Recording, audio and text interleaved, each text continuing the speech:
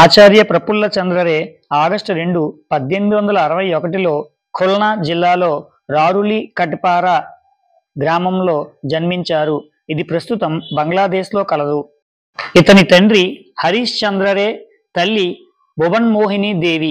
1889లో ఉన్నత విద్య ఎడిన్బరో యూనివర్సిటీలో పూర్తి చేసిన అనంతరం కలకత్తాలో ప్రెసిడెన్సీ కాలేజీలో అధ్యాపకులుగా ప్రవేశించారు.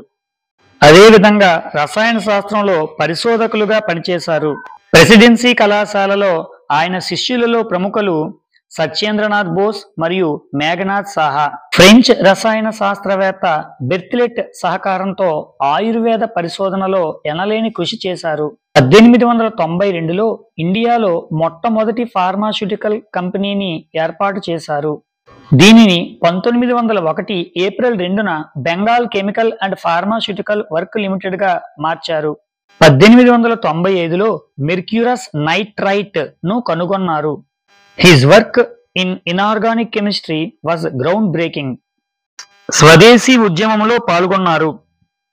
ఆనాడు అంటరానితనం అనే దురాచారాన్ని గట్టిగా ఖండించారు.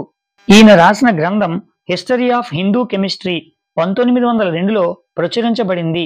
1920లో ఇండియన్ సైన్స్ కాంగ్రెస్ అసోసియేషన్ కు ప్రెసిడెంట్ గా ఎన్నికయ్యారు.